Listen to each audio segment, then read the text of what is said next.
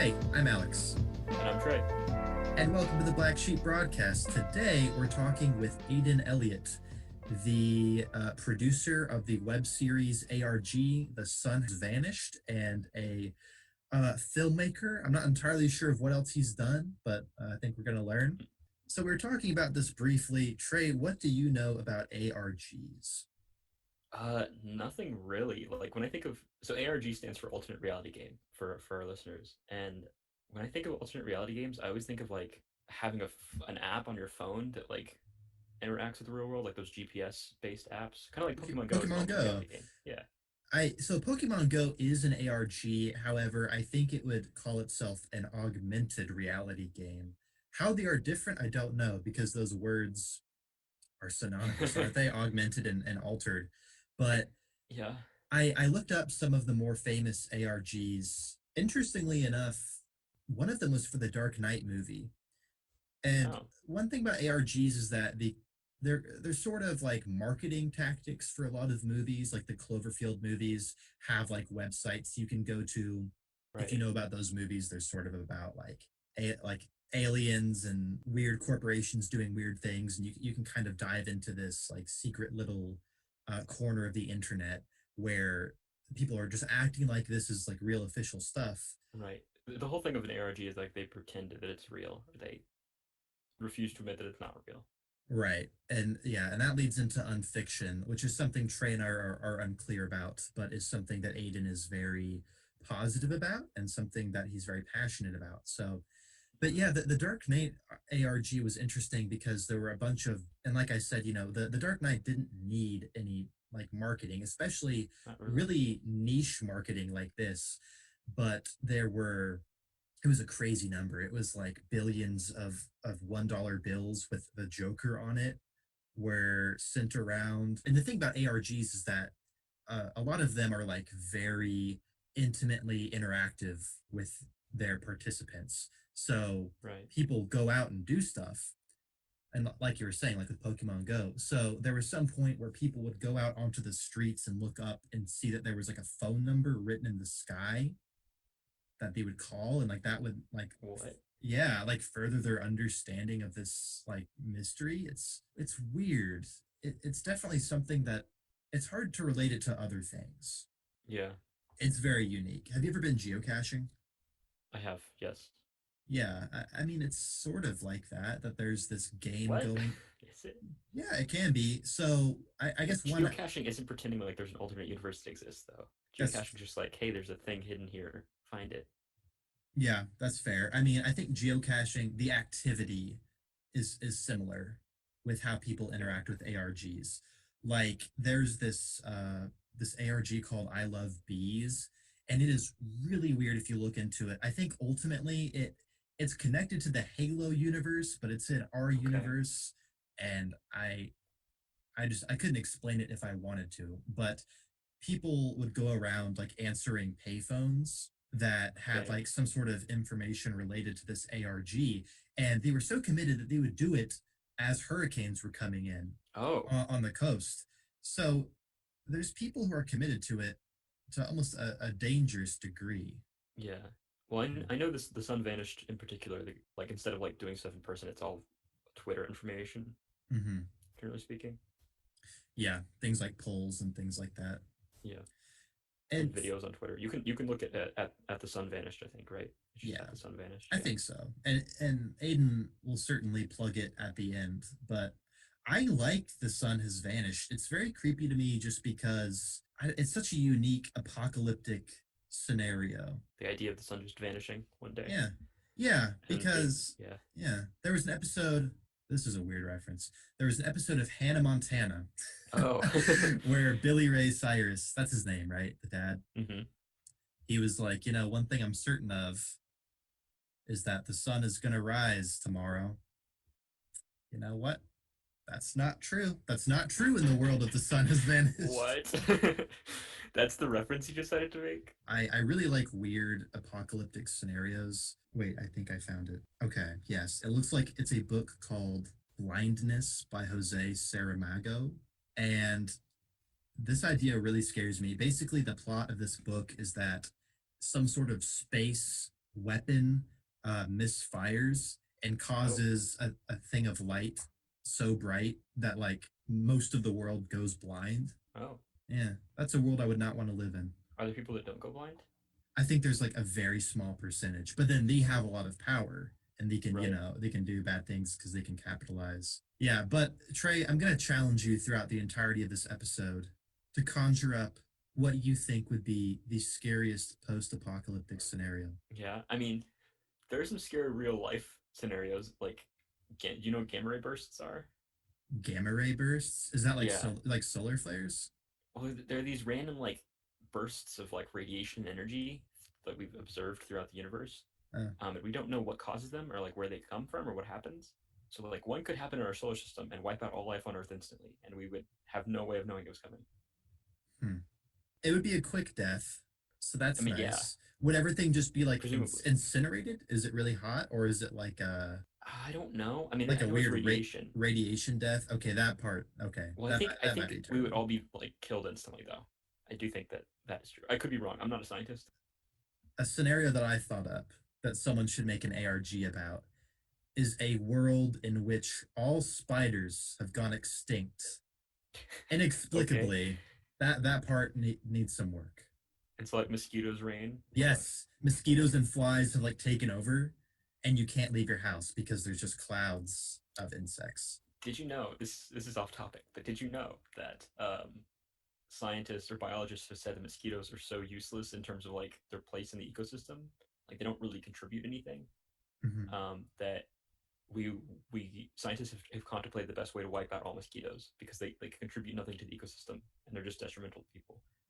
That's true. They are by fatality, though indirect fatalities. I believe they're the most dangerous animals on the planet because of I think so. Yeah. disease transfer.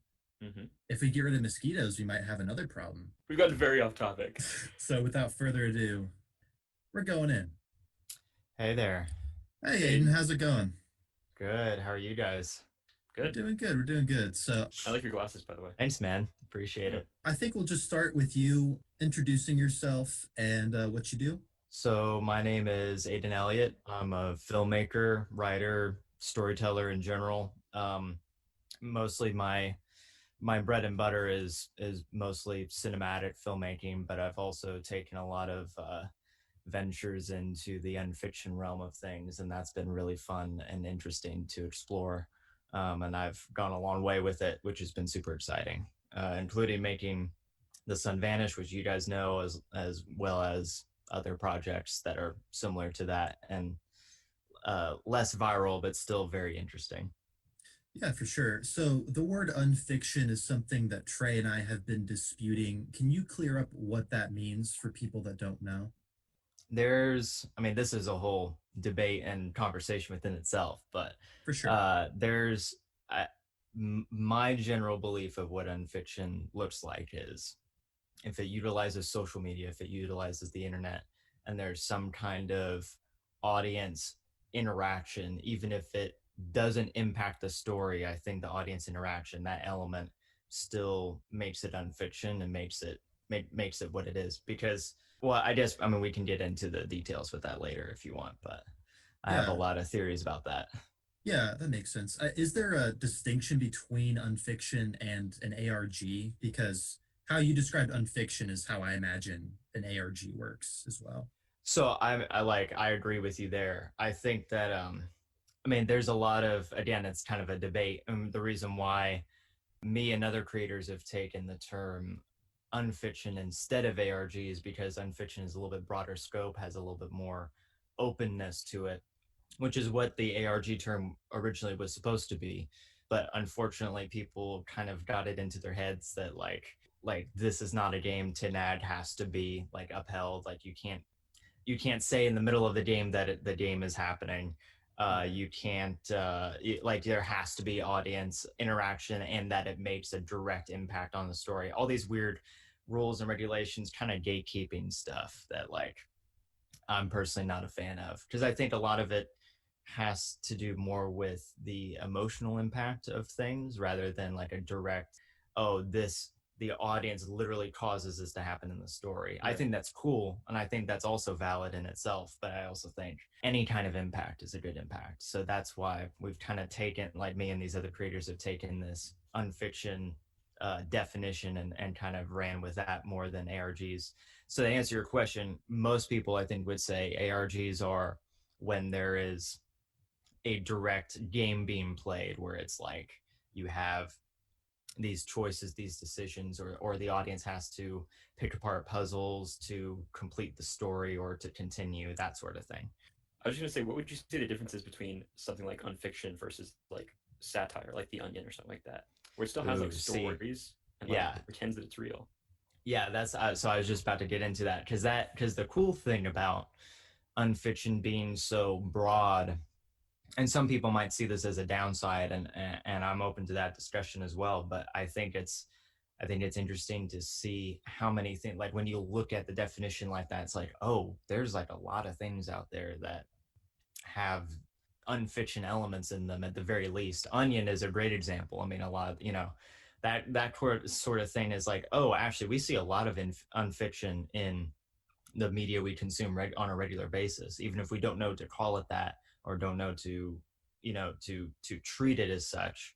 There's a lot of those things where it's like, huh, that's interesting. So I think that's actually a good thing, and I think it's, normalizing this method of storytelling in interesting ways. So we were wondering, I mean, where's the line between unfiction and just like straight up fake news, if unfiction is something that exists in a space that is in which they refuse to admit that it's something that is like fictitious?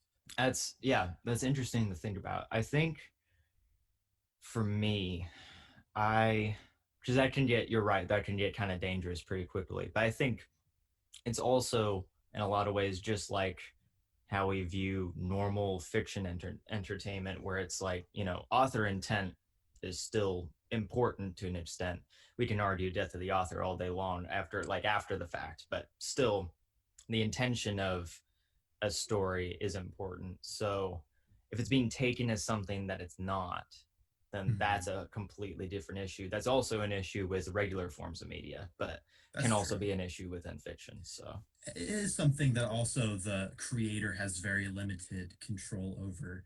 But I thought it was funny when you mentioned it can get dangerous, because I was thinking of like the War of the Worlds broadcast in 1938, where and I've read disputing narratives about what actually went down and how much upheaval there was. For people that don't know, basically in 1938, there was a broadcast that described like a Martian invasion, which was unique, and I think for the time a sort of a new way of telling stories in which it was portrayed as an actual broadcast, actual news. And while there were disclaimers, if you tune in and you don't hear that, people were hearing on the radio that, oh my God, aliens are invading, and there was some chaos surrounding that. After the broadcast, I mean, police basically busted down the doors and put the creators in like a van and took took their transcripts. And there's rumors of like suicides. I couldn't find any evidence of that, but it can get dangerous, and in a way that you can't control. I'm curious about the sort of people taking it seriously. Have you ever had someone take the sun vanish like as truth? Oh, 100%. Like there are people out there. See, that's the other thing, and I'm glad you mentioned the War of the World situation, because I totally think that can be an issue, but it's also like have to sit back and realize the large scope. Like there's going to be people who are going to believe what you're doing, no matter how how ridiculous it is, or how, and I think that happened with regular fiction storytelling as well. Like there's I haven't verified the authenticity of the story, but it rings true for me. There's one of like the first films ever shown to people was footage of a train going by, and the story goes that the people in the theater thought it was a real train coming at them, and they were like getting out of the way or whatever because they were freaking out because they just had never seen it or experienced it before. So I think there's room for, people will learn, like with all new things, there's naysayers and people will be afraid of it because it's new and different and it's change. that happened with movie making, and I think that's happening here as well. I think we're seeing that kind of transpire. But as you know, the clever people, like, you know, we're going to be on top of this instantly. Like there's no problem with that, and I'm sure that everyone else will catch up too, because they still, like, when the sun vanished, they the people who've talked to me and be like, oh, I thought it was real, and then they learn that it was fake. Most of them, there's still a few that get pissed off, but most of them are like, dude, like, you did a really good job. Like, I thought this was all real. Like, this is awesome. And they love it. And they have no idea what Unfiction is or ARGs or any of this. Like, this is their first, like kind of dipping their toes in the water. And they're like, oh yeah, I want more of this stuff. So I think I think it works out, and I think people, you know, as long as everyone's having a fun time, you know, at the end of the day, I think that's kind of what matters. And I want that to be there, which is also why I've kind of taken the approach I have with The Sun Vanished, and also just telling a good story, and, you know, we're enjoying ourselves here, you know, nothing to be taken too seriously. To people that have no clue what this series is, what is The Sun Vanished? It is a Twitter story from the perspective of, like, the main character is the one that is writing all the tweets. All the stuff is happening to him in real time, and he's kind of having to break things down and kind of talk, using the audience as kind of his therapeutic tool to stay sane and stay alive, and is also, like, detailing, like, all the things that are happening to him and how he's surviving in an apocalypse scenario where the sun disappears and there are these creatures that are roaming the planet that we know very little about, but we're slowly learning as we go along. So it's little bite-sized pieces of information, almost like a weekly radio show or something like that, where you have, you know, these tiny little tidbits that, you know, progress the story along. Right. So it is similar to the War of the Worlds. Did that inspire you at all, or are there any primary inspirations that made you want to tell this story? I think subconsciously, maybe War of the Worlds. That definitely wasn't something that was on my mind, but that's something that a lot of people have connected. I'm like, oh yeah, that checks out. That sounds about right. But I guess conscious inspirations probably would be like A Quiet Place is a great example, where just the concept of you have things hunting you based on sound, which is, you know, what A Quiet Place deals with. And this is kind of taking that same concept in a sentence or two, you know, in the treatment of the story, taking that concept, but it being towards light. So, you know, you have monsters hunting you based on light. That was one of my main inspirations, I think. As far as, like, other, like, unfiction pieces, I think, like, Marble Hornets. I don't know if you guys are familiar with that. I do. I considered mentioning that, but I'm like, probably no one remembers that or knows what it is. But yeah, go ahead. Yeah. So I, for context, I grew up on that in middle school. Like, I was in middle school, and that was when the Slenderman craze was coming out. And so I was like, oh man, this is awesome. I never thought of doing something like that before. Like having a series, like like I knew found footage kind of in concept, but I had never seen it executed through YouTube or anything like that. So it, like, totally blew my mind at the time. I was like, this is the coolest thing ever. So from that point on, from middle school onward, I kind of always had a fascination with this method of storytelling and kind of taking it to new places. I think one of the things that made me think of doing it on Twitter was the Dear David story, which is basically this guy who is having a ghost haunt his apartment, and he's posting about it on Twitter. It's just a Twitter thread. The dude has a normal Twitter account. Like, there's no character. I mean, it is a character, but it's also just him. So that, I thought that was a cool way of doing things. I was like, maybe Twitter threads are the future of Unfiction and ARGs in general. So I thought, what if we took this to the next level? What if we could do more than just a thread on a personal account, make, you know, a whole separate account, make multiple separate accounts where it's this world building, you know, kind of everyone's kind of playing along and adding their own piece to the story. So yeah, for sure. Did you ever see that? that show lost tapes on it was on Yes. Animal Planet, which Yeah. if you think about it is bizarre. How have you guys both seen all these things and I've never even heard of any It, of them? I I was don't a know. weird kid, man. I loved Yeah, that kind of stuff. I was too. Well, and that's what we talk about cryptids a lot on this show, and that's what sparked my interest. But for yeah, Trey and those that don't know, it is a found footage style show where people have these encounters with, all sorts of cryptids and paranormal creatures. Looking back, the production value isn't great, but like I have a strange amount of love for that show because Totally. yeah, It's funny you mentioned that because I literally just watched an episode like last week or something. Like I keep coming back to it because it's interesting. It's not, you're right. It's the production value is kind of, yeah, but it does a lot with what it, with what it's working with. And, I'm sure like, I think you and I maybe seeing it through rose tinted glasses just because we probably came across it when we were younger, but it still, doesn't stop me from loving it. I still think it's a great show. And even the cheesy stuff is like still fun in its own right with, kind of the same thing of the same appeal as like something like Goosebumps, where it's like yeah. half like actually kind of unsettling and half like, oh, this is goofy, this is kind of funny.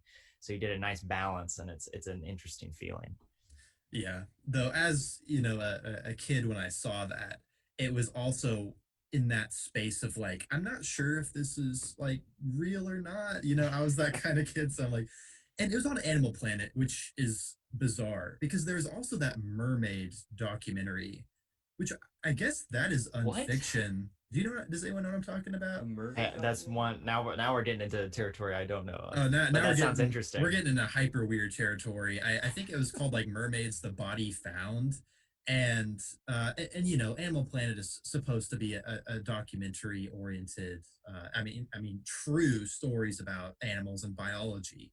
One summer they released this documentary about these people that had found these mermaid bodies on the shore and like this big NOAA conspiracy to cover them up and people thought it was real. Some people, I suppose that's unfiction because it never made a statement about whether or not it was real or not. And it utilized that format of expected truth and then, using that to tell some sort of story. Maybe there's an Totally. arguable case for it, but Yeah. I'm not going to advise our viewers to go look into it because it's weird. But Well, another example of that that's kind of in the same vein is the Blair Witch Project documentary where they released this like totally like felt totally legit. I think it was on maybe on Spike or something like that at the time or GM, well, some cable network. They showed this like 45-minute documentary about kind of the lore of the Blair Witch Project, but approached it in such a way where it felt totally legit. And they really didn't even have any disclaimers of like, hey, this is fake or this is fiction or whatever. But that's a great, like, if you guys ever want to check that out, if you haven't seen it, that's a great example of something. That whole marketing campaign was genius for I that know. movie. I know also the Cannibal Holocaust movie. The guy who Oh made yeah, it. Have you guys heard that movie? yeah.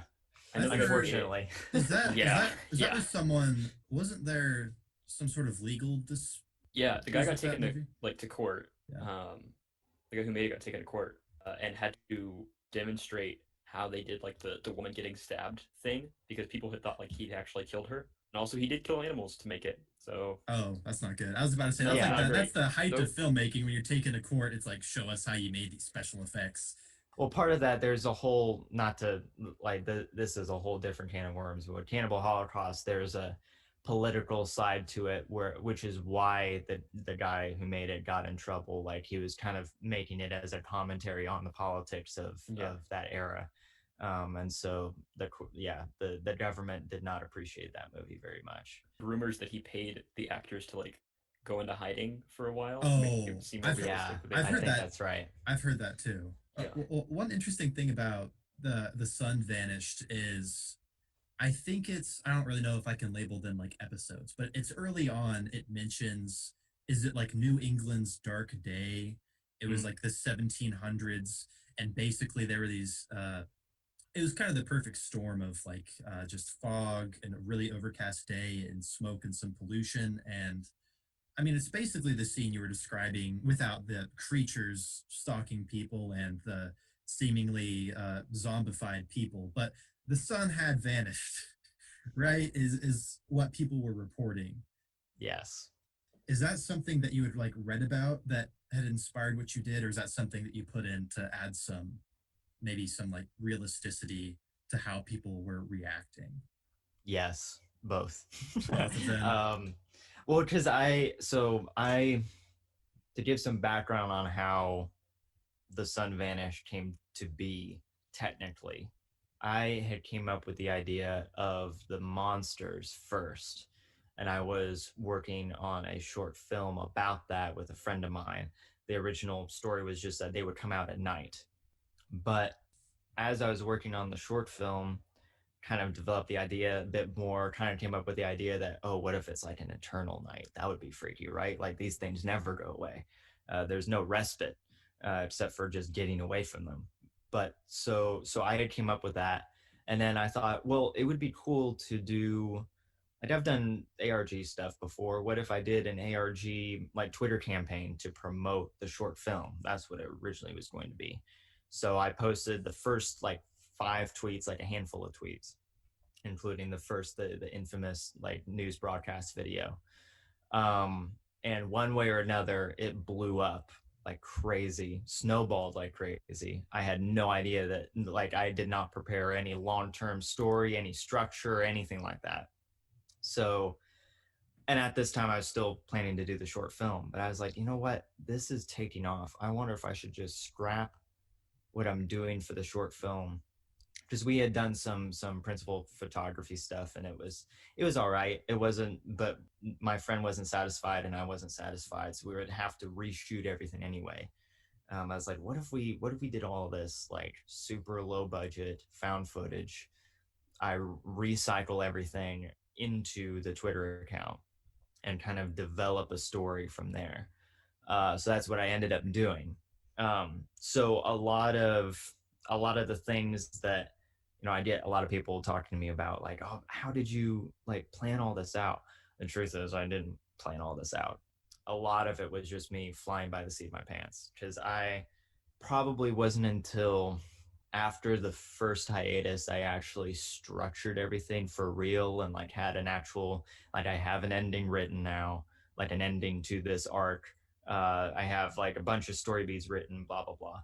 But before that, it was all just what is cool and what can I do right now.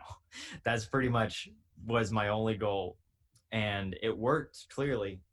But it's interesting to hear people thinking that I had it planned out all along. But honestly, with this kind of thing, especially with how fast it grew, it was amazing to kind of be caught in the whirlwind. Kind of, yeah, I was definitely out of my element, because I had never made something on this scale before or had this much interest in something. So I struggled to embellish it and cultivate it a bit. So if there's one thing that I wish I could do, I'd probably go back and handle it better, because I definitely, like, I'm still, there's hiatuses all the time, there's all this stuff going on. But yeah, so that but I was just totally flying off the seat of my pants with all of that, which is super interesting. Yeah.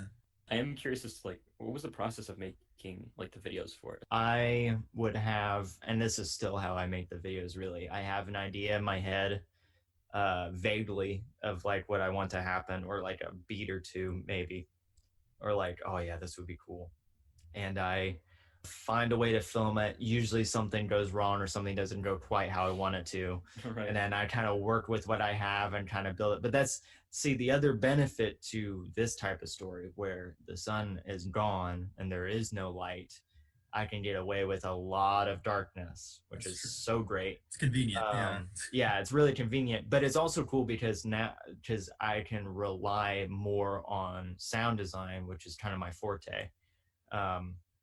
So I do a lot of that, and actually a lot of the stuff that you hear in the videos is completely synthesized. Like none of that is from like real footage. Mm-hmm. All of that is like post-production trickery, make you think that it's all like, I make it crappy enough so it sounds like realistic enough, and all of that. But a lot of the visuals are kind of just, I just figure out what I can do for the time, or I have an idea. But if you go back and watch the videos, you realize that like, oh, actually all of this is sound.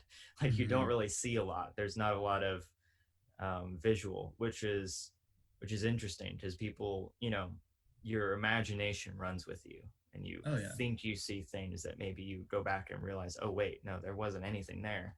I kind of just thought something up because of what I was hearing, and that's kind of freaky in its own right.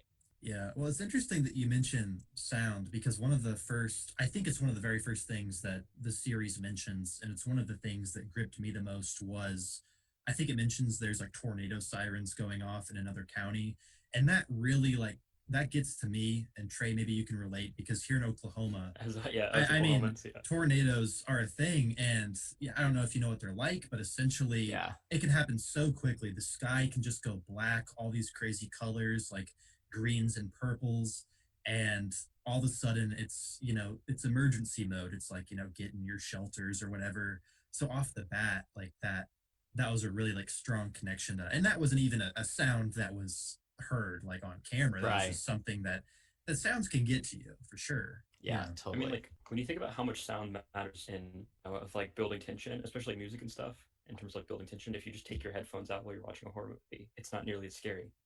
Yeah, I've heard that like how to overcome horror films is to just mute it, and then it's like, yeah, totally. Well, that it's so interesting. I think that applies to movies in general. Honestly, like people always give like, well, sound is 50% of your movie or 60%. I think it's like probably around 90% of your movie because honestly, you can have, and this is the thing that indie filmmakers I think have a hard time grasping. You can have really crappy video or subpar video and great sound, and people won't complain because it feels good, it feels right. But if it's flipped, if you have bad audio and good video, people will notice, and that instantly takes them out of the experience. Just so fascinating because you would think it would be the opposite. But sound plays such an important role in building the world and making it believable enough, because video at the end of the day, the visual, especially with filmmaking trickery, it is all just smoke and mirrors, like cuts and everything. Like there's nothing about it that's like real life in the way that it's portrayed. But sound is the thing that instantly is recognizable, memorable, nostalgic, even stuff that makes it, builds, thickens things out. Yeah, especially in what you're doing, where it's like an alternate reality where the sun has vanished to like keep us grounded in this reality. The sounds have to be. Yeah, that's cool. Yeah, it's also sort of Lovecraftian because with this idea of eternal darkness, kind of the only signal that we have as to what's happening outside is things like sound. And if you listen to them, things like these unidentified objects going over houses, yeah, it just sounds off. I mean, like in like an alien way is what I mean. It just sounds like something that's foreign and spooky. A lot of what you're describing. Have you ever seen Frank Darabont's The Mist? Yes, love it. Yes, I that one I do know about. Yes, I love that film. You have to be in a certain mood and like mental state to watch it because spoiler alert, and also kind of not, it is an absolute bummer. Like it is it's like the red wedding of film, but it's great and it plays off of a lot of the ideas that you have. There's this ethereal mist that washes over this town. There's these creatures out there that hunt by smell because sight isn't something that's very advantageous in mist. And I think something that's so effective about these sort of like environmental horrors is that they just steal something away from you that you're so used to. Like you said, the quiet place, you can't speak or you get hunted. Sunlight is something that we rely on. It's a nice way to keep you sane that the sun rises and you're just plunged into darkness or mist. And there was this novel Trey and I were talking about called Blindness, where some like space weapon goes off and most of the earth goes like blind. And so that kind of, so just tampering with the senses. Yeah, that's interesting. Well, and it's funny you mentioned The Mist and just kind of how with lack of a better term, nihilistic it is. Yeah. That's something I've been thinking about more recently, but honestly, overall, just like with what I want the Sun Vanish to do and kind of what I'm looking for and kind of trying to build. And I don't think this is spoilers for anything, but because it's still going to be heart wrenching for sure. Like that's out of the question. But I think the thing I have with the problem I have with a lot of different apocalypse media, like The Mist, like The Walking Dead is another great example. All of these stories, very bleak and very, I still 100% appreciate them and respect them. But also, it feels like a lot of times the authors or the filmmakers are just kind of wanting to one up humanity of like, oh yeah, I understand how difficult you can get and how troublesome you are, like as like how we are as a human race, which I think is a valid point. But I find it interesting, especially now, where we are living through an apocalypse story now in real life ourselves in a lot of ways. You know, this is something that none of us have ever experienced before, and it's freaky and it's scary, and we're still having to make our own way. And to find hope through that. That's something I want to tap into. Optimism is probably not the right word, but I guess a bit more balanced perspective on an apocalypse scenario and how to grow from it. That's the kind of storytelling that I'm super interested in. I always love seeing in other media, and that's something that I'm interested in telling myself. Yeah, there is a lot of cynicism in apocalyptic media. Like the whole idea of the mist is that there's that kind of cheesy phrase people throw around is like, oh, the monsters are really the people. Right. You know, the monsters are just animals doing their own thing, but when people are scared and trying to figure things out, that's when fanaticism and, you know, like really radical actions can come out. Totally. That's true. Which and I don't think any of that is wrong. But I feel like it's unbalanced, especially now when, again, we're living in our own, like we're living this out. So what's the hopeful answer? What's the, what's the solution to this for real? Not just like, well, humanity sucks. Like that's not a solution. Like we need I think emotionally navigating that is super interesting. And that's what I'm excited about. This might be a good segue. Excited about diving into a bit more with The Sun Vanished as a cinematic adaptation that I've been trying to work on. Yeah, what's that looking like? So I announced the web series like a year ago, I think, that it was in pre-production. It's kind of, I mean, of course, pandemic stuff has slowed it down like crazy, but among other things, like I'm still super interested and I want to do it. I don't know if I can do it the way that I wanted to previously. So I've kind of switched gears now, and I am working on a proof of concept short film that's kind of like what the feeling of the web series is and what it's about. And I'm gonna use that to pitch to anyone who's interested, really. So we'll see how that goes, and that'll be an interesting thing for the audience to see, kind of the insides of like how something gets greenlit, if it works out, and we get like a major studio or whatever. I have no idea what'll happen, so I'm just kind of leaving it up to the powers that be once I make this short film, and see who's interested. And if that doesn't work out for whatever reason, then Kickstarter is always a thing. True. Yeah, that's what I was gonna say. They'll have all these other options. So I'm excited for whatever it's gonna look like, but I'm definitely adamant about making it either way. So we'll see how that goes. Yeah, do you have any sort of timeline of when you think the short film will be? If everything goes well, and it has been thus far, I mean, definitely gotten farther than the web series did in terms of like casting and pre-production, all the things, because it's way smaller and way easier to make. Probably before the end of the year, I'm gonna guess, at least right now. That may change, but that's kind of the goal. Yeah, well, I'm sure you'll have the backing if you really need to fall back on a Kickstarter or something. People do seem to really be passionate about The Sun Vanished. Yeah, seriously. Have a pretty intense fan base. It's amazing. It blows me away every time. I'm not used to it. I'm still not used to it. I've been doing this for 2 years and still not used to it. So do we know anything about the creatures, how much have you said that is canon, or that you can say just that they're aliens from they are aliens? Well, we don't know if they're Okay. aliens or not. That's a general consensus, but we don't really know. There's nothing that's like concrete about that. But we do know that they have strobe lights.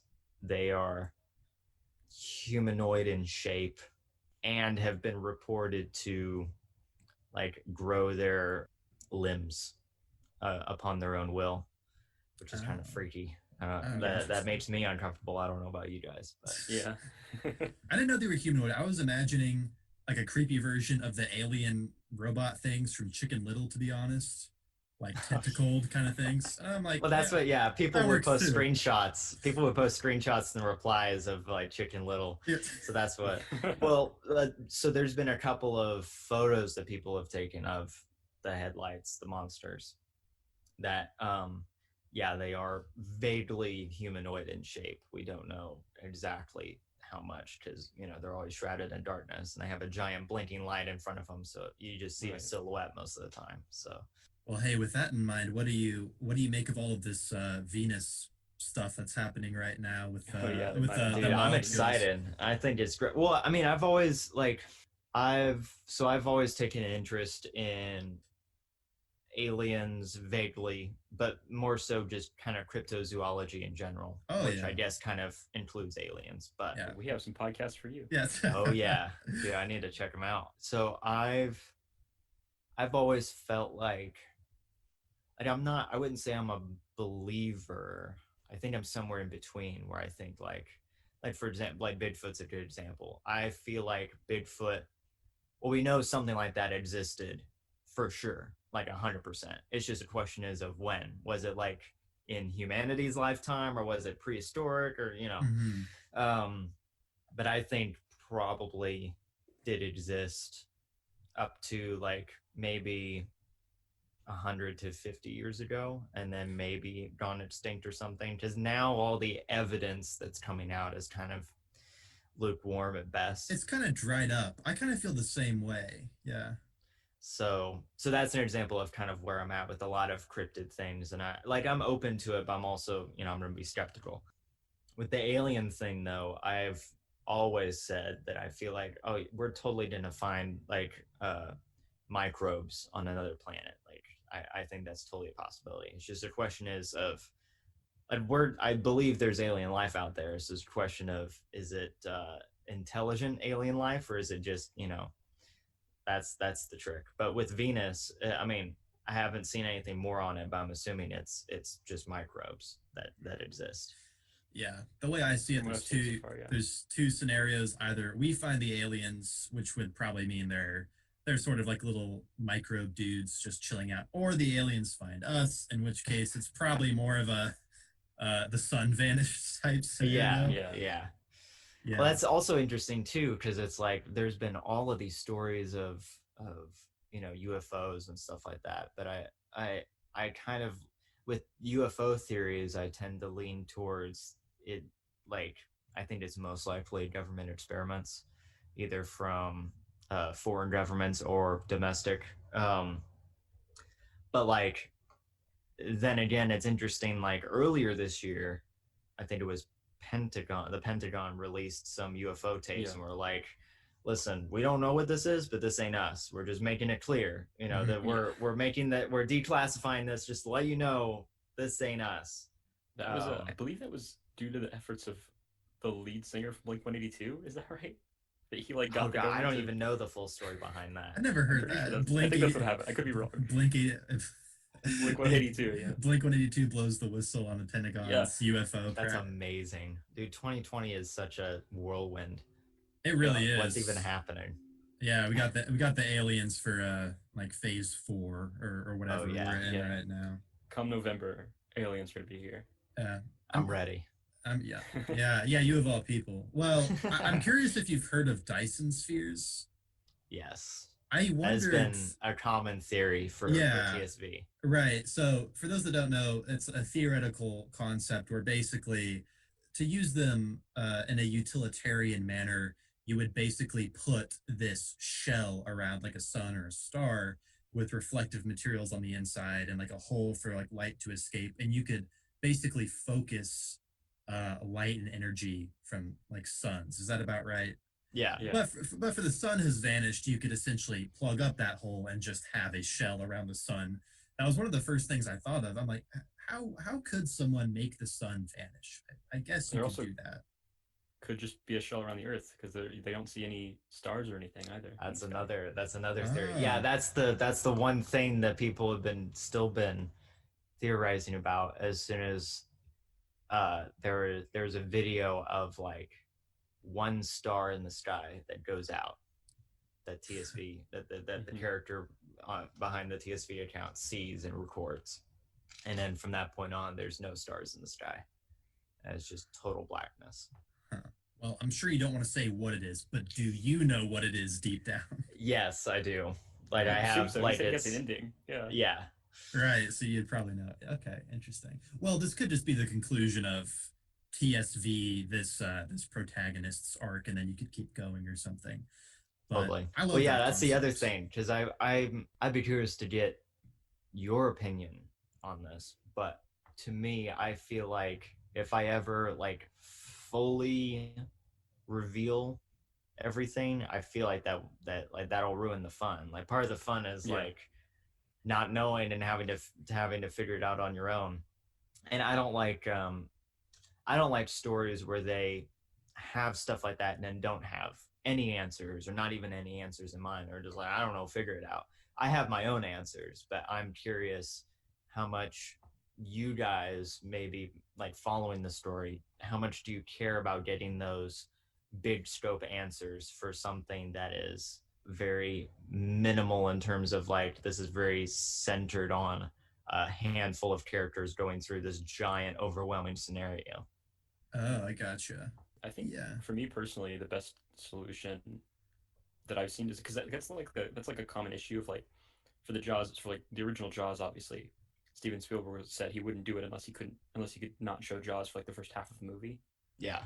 because that was the way to keep it suspenseful. I think the best way to do it is give some answers, but have those answers lead to more questions. Yeah. Like Totally. like J.R.R. Tolkien did with Lord of the Rings, where like he's like, here are the Ents. These are like talking tree people, but the Ent wives are gone, and I'm not going to explain why the Ent wives are gone. Just like The the more int that he reveals, the more wives? mysteries are. Like Yeah, the female ints? Oh, I didn't know yeah, that. Yeah, that is curious. yeah. They disappeared, and there's no explanation of why or how or what happened. So, Yeah. Well, it's interesting because the novella version of The Mist, it's a different model of storytelling because, well, one, it's not as cynical like you were aiming for. It's more hopeful. Like they escape and they hear some like voices on the radio, so they're chasing after some hope. And also, there's no explanation as to how the mist actually comes about. In my eyes, I prefer the explanation just because I think science fiction is cool and like scientific concepts. But yeah, that's interesting about the shark. I didn't know that was the yeah, deal. yeah. Because otherwise, because like the later Jaws movies, the shark was just there, and it wasn't as like suspenseful or good because you just see the shark immediately. Yeah, that's the fun part about it is with any horror is the unknown. Like that's what you're playing with. No matter, no matter how you slice it, you're playing with some form of unknowable variable that I'm curious. What's your favorite part of having worked on The Sun Is Vanished? it's a good question. Probably, I think seeing, like, I love seeing the audience reactions to everything. Like, that's super fun. Yeah. It's always a challenge, though, again, because it's such a big audience. Like, there's a lot of people who don't take it seriously at all, and that's totally fine but it's strange because I'm used to dealing with a smaller audience that, is like, oh, like fully invested. And there's still definitely those people that are there. But they there's still like plenty of memes and the replies and stuff like that, so it's entertaining, but it's also like, this is supposed to be serious, like, come on, guys. But I also know that I think a lot of that too is, even though it seems like maybe it could be taken as disrespectful, I don't think it is at all. I think that's actually a testament to how engaging it is and how interesting it is to people. Because I think people put memes and replies as a defense mechanism more than anything. At least that's what I like to think. So that's, yeah. So I'm always thankful for that, and I try to stay humble with that and not worry too much about audience validation or anything like that. But it also is still pretty fun to watch. Yeah. Yeah, well, before we kind of wrap things up, do you have any plugs you want to give? I know you talked briefly about the upcoming film, any social media. Yeah, so follow my Twitter, Aidan Elliott. That's where most updates will be. The short film will probably be on my channel, my YouTube channel. So just keep an eye out for that. That's also just Aidan Elliott. Keep an eye out for more The Sun Vanished tweets. They're coming, I promise. It's taking a while because I'm working on the other stuff, but I have some exciting stuff as we approach the finale of this arc with the Twitter accounts. That'll be interesting. That's about it. Well, before we sign off, Trey, have you thought of your scenario yet? Oh, my Okay, so apocalypse as a sci-fi filmmaker, we have both formulated apocalyptic scenarios. I'm ready. We need you to rate them. Do you want to do out of 10? 10 being like, that's just so scary. Yeah. Sure. Yeah. Okay. Yeah. Go Okay. for it. Trey, you go. Go for it. I think to me, one of the like, I guess, scariest apocalyptic scenarios I can think of is water level rising and there being like creatures in the water, kind of like the Mist, but with like water. Yeah, and it's like like the water level is rising and like the land like there's less and less land for people to live on. It's like The Quiet Place Ooh. with that one scene, and it's a good eco-friendly message. Yeah. And there's like tentacle things that grab people from the water and stuff. Ooh, I think it'd be interesting.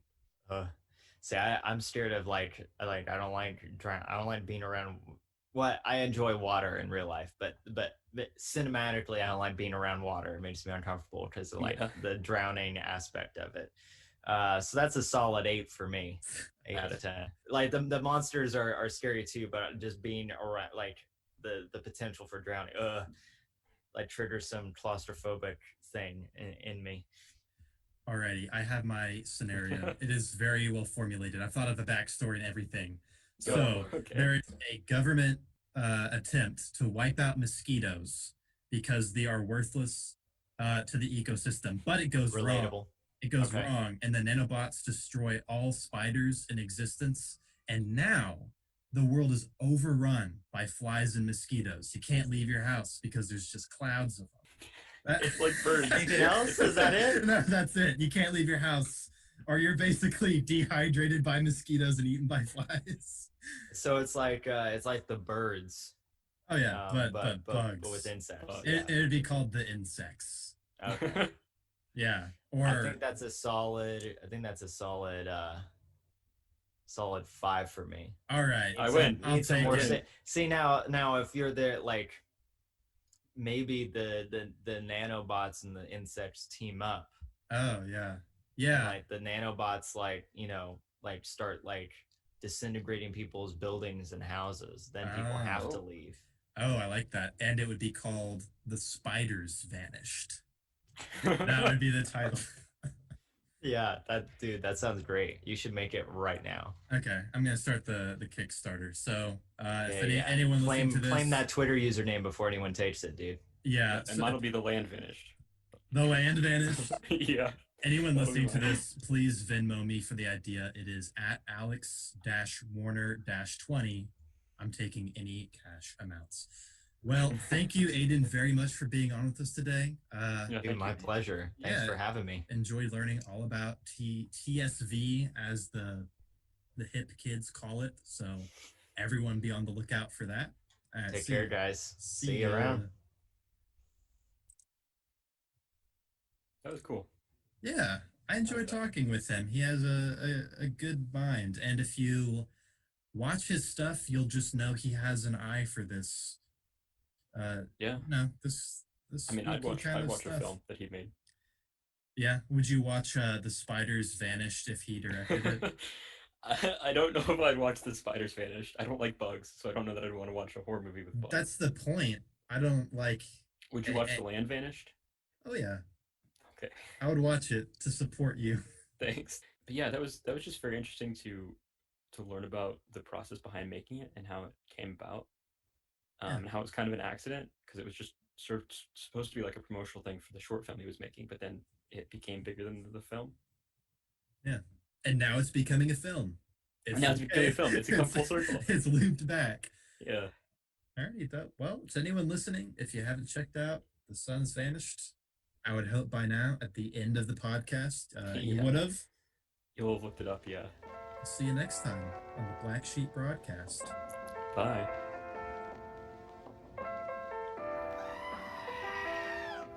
And if you enjoy our content, go ahead and follow us at Broadcast Sheep on Twitter or Black Sheep Broadcast on Instagram.